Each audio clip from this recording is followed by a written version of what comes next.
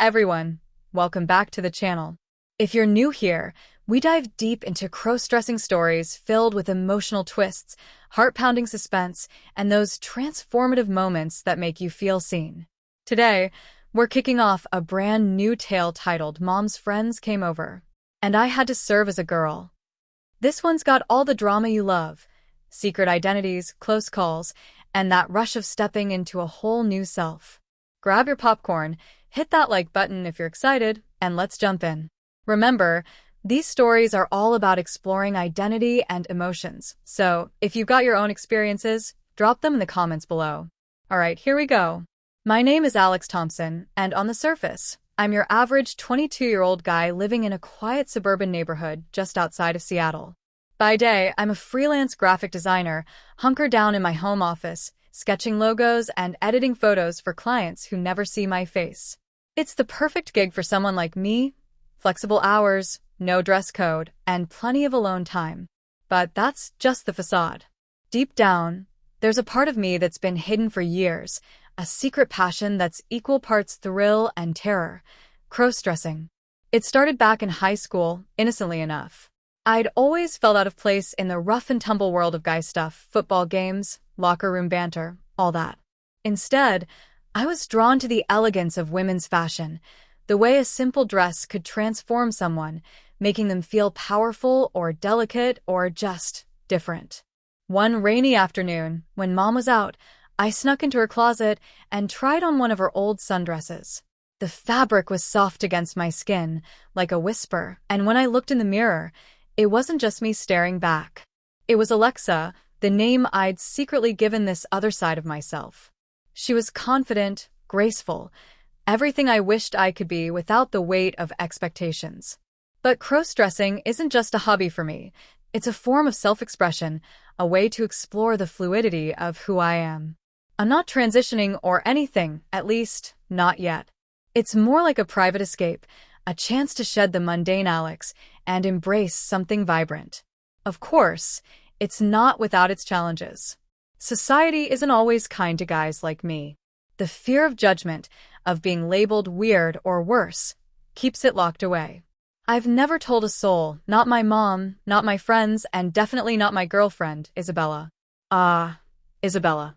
We've been together for 2 years now, and she's the light in my otherwise solitary life. We met at a local coffee shop where I was working on a project, and she spilled her latte all over my laptop.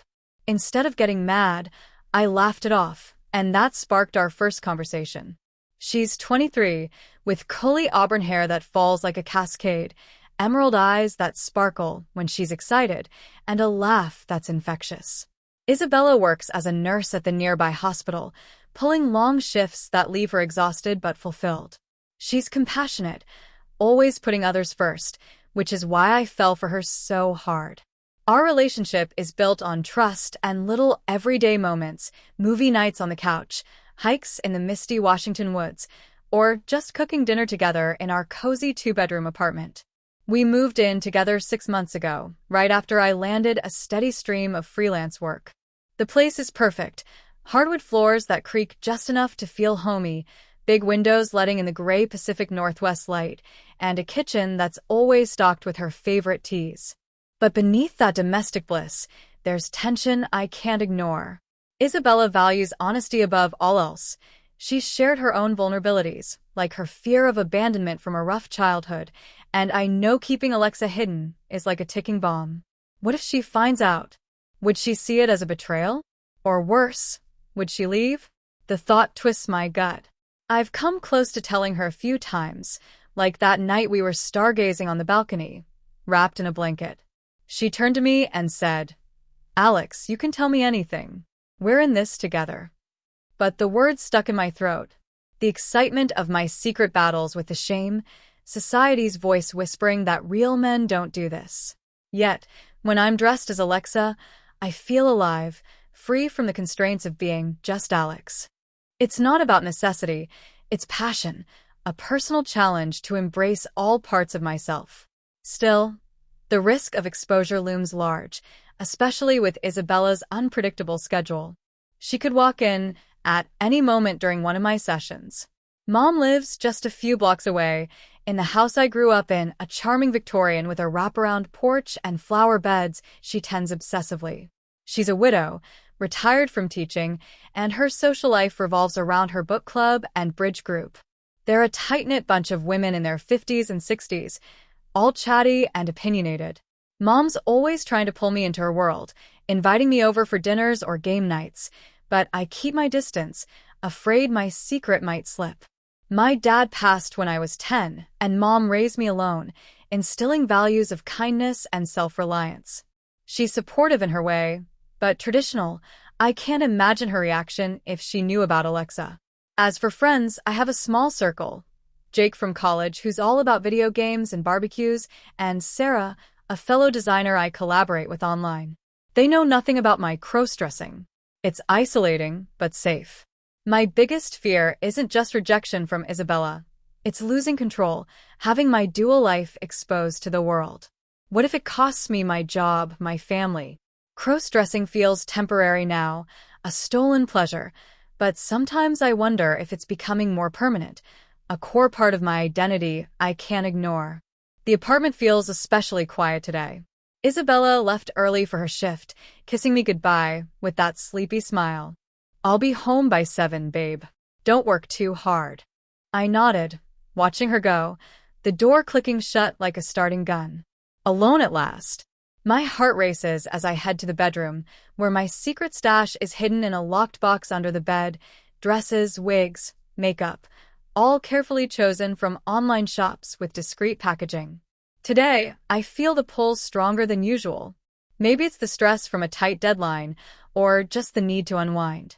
Whatever it is, I decide to indulge, promising myself it'll be quick. Little do I know, Mom's about to call with a curveball that will turn this private moment into a nightmare. She rings just as I'm pulling out the box. "Alex, honey, my friends are coming over for tea this afternoon. Bridge club got canceled, so we're improvising. But I'm swamped with errands. Could you pop over and host for me? Just serve some snacks. Make them feel welcome. Please." I freeze. Host Mom's friends? As Alex, sure, but I'm already halfway into my transformation mindset. Mom, I'm in the middle of work? Oh, come on, it'll be fun. They're dying to see you. Be there by 2. I sigh, agreeing reluctantly. But as I hang up, a wild idea sparks. What if I go as Alexa? No, that's insane. Yet the thrill bubbles up. Necessity meets passion. Mom needs help, and this could be my chance to test the waters, hidden in plain sight.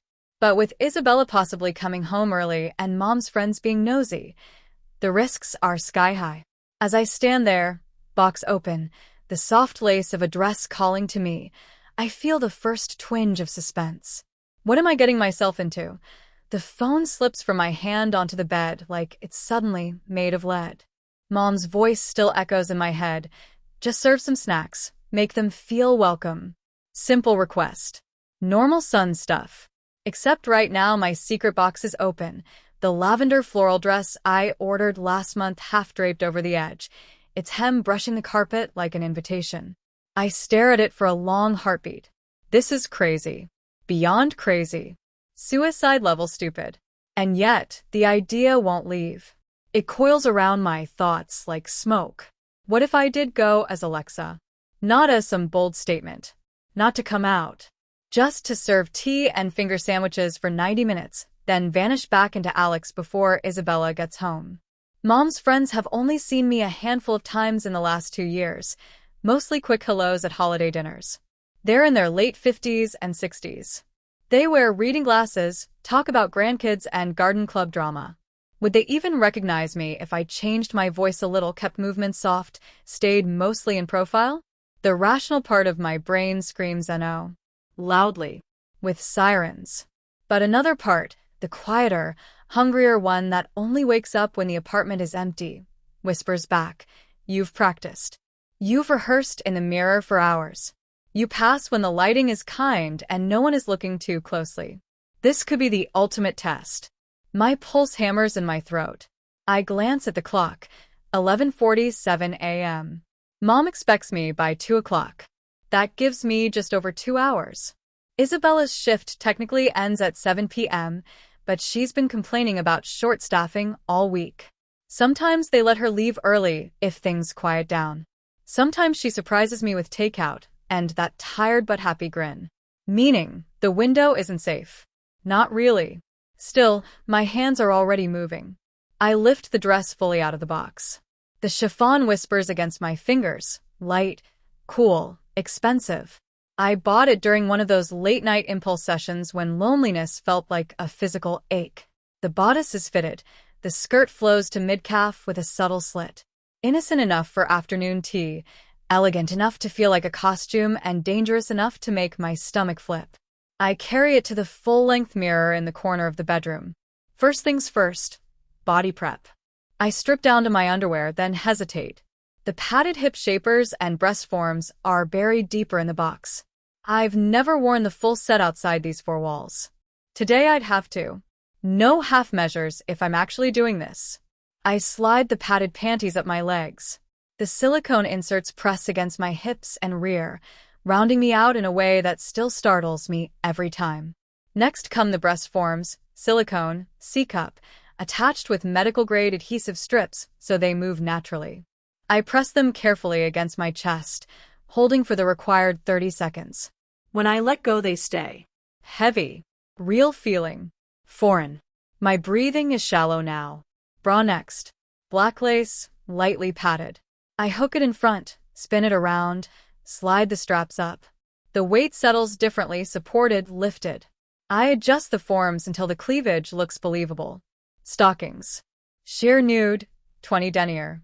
I roll them slowly up each leg, savoring the cool slide of nylon against skin. It's one of my favorite sensations, electric, intimate, forbidden. The garter belt clips come next, tiny metal teeth biting gently into the lace tops. Each snap feels like locking a secret in place. Now the dress. I step into it, pull it up over my hips. The zipper glides smoothly up my back. I reach awkwardly to tug at the last few inches, then smooth the fabric over my waist. It fits. Better than I remembered. The bodice hugs without squeezing too hard. The skirt sways when I shift my weight. I turn sideways in the mirror. Alexis stares back. Not perfect, not movie-level passable, but believable. Especially if I don't talk too much. Especially if I keep my hands busy pouring tea instead of gesturing wildly. My reflection's eyes are wide. Scared. Excited. Pupils blown. I force myself to exhale. Makeup next. I sit at the little vanity I assembled from IKEA and disguised as extra desk space. Foundation first. Light coverage, matte finish. Concealer under the eyes. A touch of contour to soften the jawline. Blush, soft pink, high on the cheeks. Eyeshadow. Neutral taupe and soft rose, blended carefully. Eyeliner, thin wing, nothing dramatic. Mascara. False lashes. Individual clusters, not a full strip. They make my eyes look bigger, softer. Lipstick last. Dusty rose. I outline first, then fill. Blot. Reapply. The color makes my mouth look fuller, more delicate. I reach for the wig. It's a shoulder-length chestnut bob with subtle caramel highlights. Human hair blend, expensive, weighs almost nothing once it's pinned. I tuck my own hair under a cap, position the wig, secure with clips, then brush it out until it falls naturally. Final touch, small silver hoop earrings, clip-ons, a thin necklace with a heart pendant Isabella gave me last Valentine's, ironic and terrifying at the same time, and low block heel pumps, black, 2 inches, stable enough to walk in without wobbling. I stand. The heels change everything. Posture shifts. Hips sway naturally to balance. Shoulders pull back. I take 3 careful steps across the carpet. The mirror shows a young woman in a pretty afternoon dress, ready to play hostess. I look good. Not just passable. Good. A rush hits me. Adrenaline, euphoria, terror all at once. My hands tremble as I smooth the skirt again. This is happening.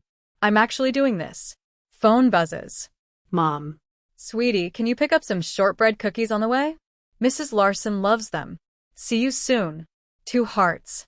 I type back with shaking fingers. Sure, Mom. On my way soon.